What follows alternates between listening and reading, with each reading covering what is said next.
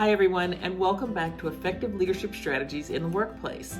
So this week we're going to talk about competencies, but self competencies. So leadership competencies for the individual leader. In the next following weeks we'll be talking about for leaders of a team and for leaders in an organization. But today we're going to focus on you as the individual leader. So what we're going to do is we're going to take individual competencies and we're going to split them into 4 groups. So that way it's a little bit easier to categorize the competencies according to each of the groups. Now you may find in your own organization you want to, switch around competencies so they fit into different areas.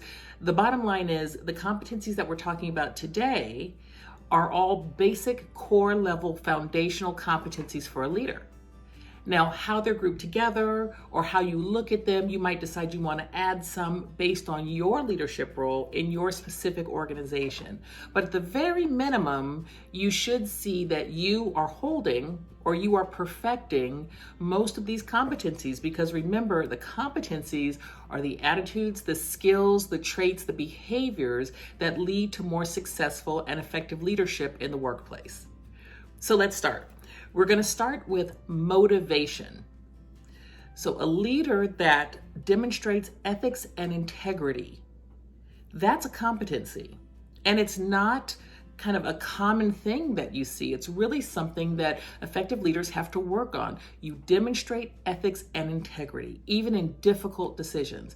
In today's social climate and politically charged climate, it's very important that you stay true to yourself. You stay true to your ethics and to your integrity, which helps you to become a leader.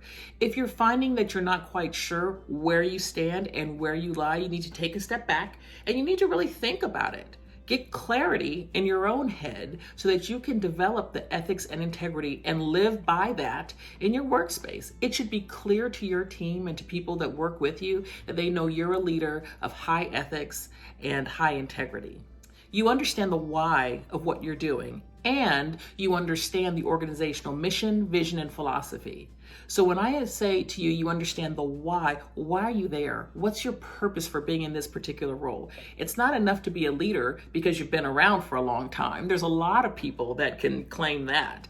But an effective leader is really somebody that understands why they're in that role, why that role exists, and how it aligns itself with the organizational mission, vision, and philosophy.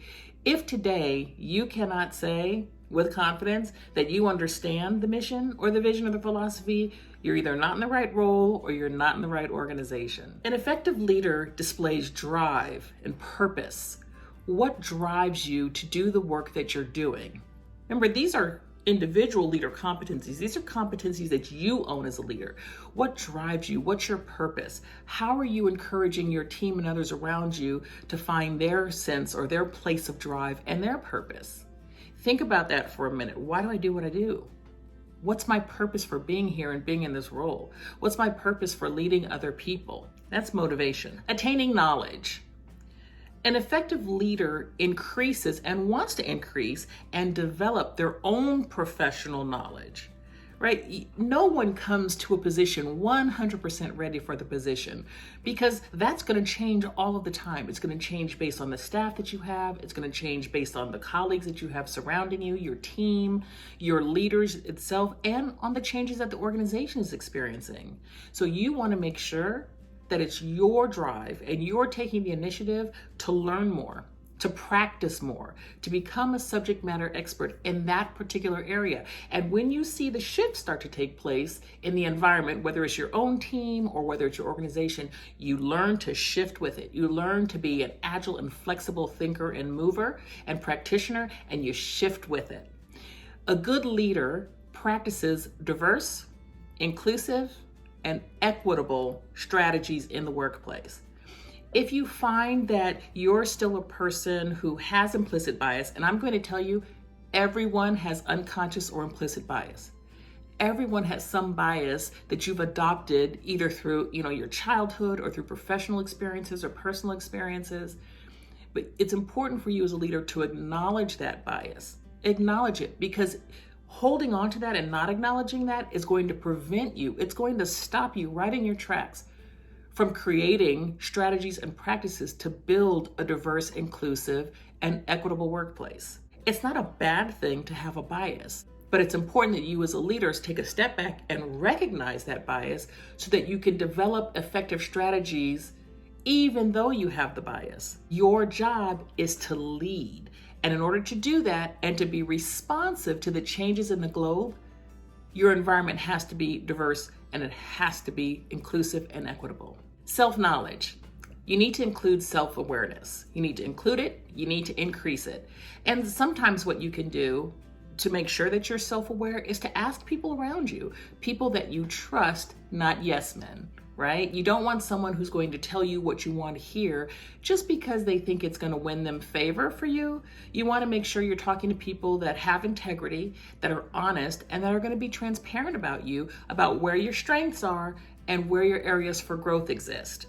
It's only through that you become more self-aware, and then you're able to identify how you can grow, how you can improve, how you can strategize better to be a more effective leader.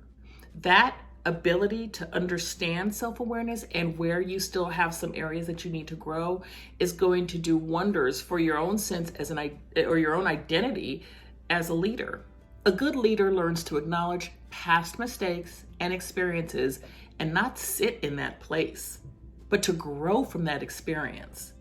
I had a leader previously in the past who said to me, I made a mistake, and the leader said to me, so how long are we going to allow you to sit in that space? And I was so frustrated because I was comfortable sitting in that place of frustration and anger and I just, confusion. I just didn't understand how I made the mistake. And that leader stopped me in my tracks and said, so how long are you going to be in this place? And I thought, well, it's not doing anyone any good for me to just sit in this place of frustration. I made a mistake.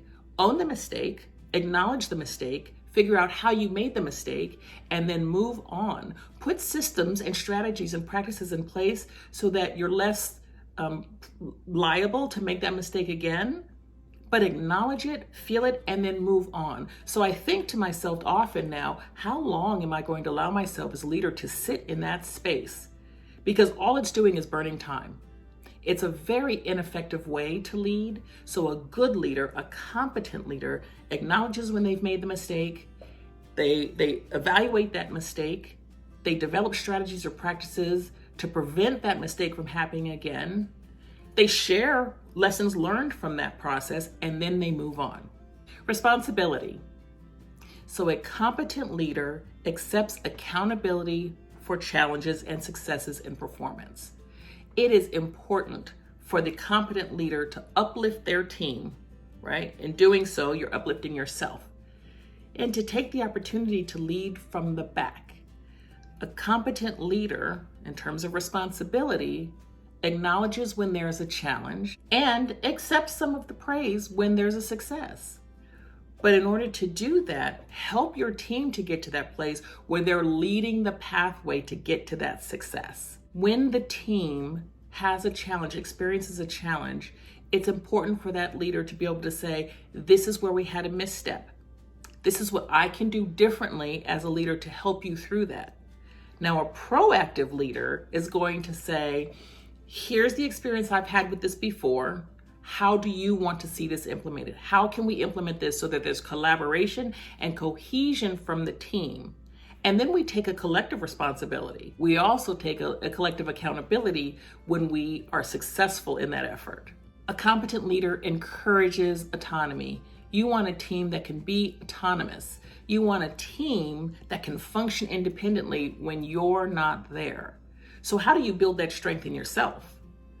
One, we talked about this before when we talked about motivation and attaining knowledge, is you build up your resource bank, right? Whether it's through articles, whether it's through workshops, through TED Talks, whatever you're doing to build up your professional resources, you build up your resource bank so you can become the subject matter expert.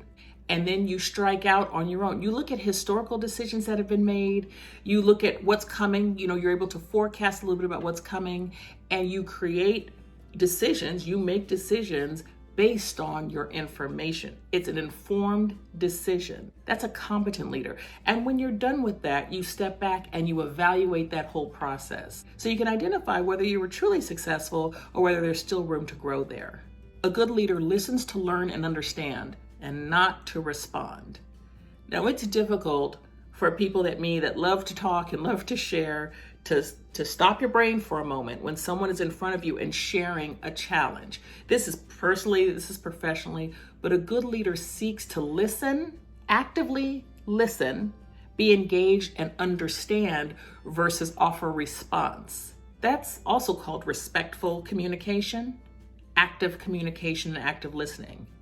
So when an employee on your team is in front of you and they're sharing a concern, they're sharing a suggestion, they're sharing a thought for maybe a strategy or a practice that you could use, stop your brain, stop your wheels from moving and thinking about, 5 steps ahead, how you're going to respond. Fully engage yourself in listening to your team member, listening to your employee, understanding what they're saying by mirroring back and asking them questions, and then make sure you have understanding before you respond. That's difficult to do if you're a talker like I am, and it's a skill that I have to work on pretty frequently. I have to remind myself of this particular competency pretty frequently. So as we said before in other clips, you may be working on some of these competencies over and over and over again, but as long as you are able to identify and acknowledge that you have a shortcoming in this particular area, just keep adding it to that plan. Remember, we talked about the plan template in our last clip. Keep adding it to that plan. It's something that's standing, and come up with more new and innovative ways to address that particular competency. I'm getting better, not there yet, but I'm working on it. And I encourage you to do the same. So next week, we're going to be talking about leadership competencies on developing the team. Now, I've given you a short list on the individual leader competencies, and you will find very soon that there is a much more comprehensive list. And then, of course, like I said before, you can go ahead and add on some competencies that are specific to your specific role or your organization. Thank you so much for joining me this week as we discuss leadership competencies for the individual leader, for the self, and I will see you next week. And if you would like some more information on competencies or on the plan, please feel free to visit me at Melanie@Engage and Lead. Thanks so much and have a great day.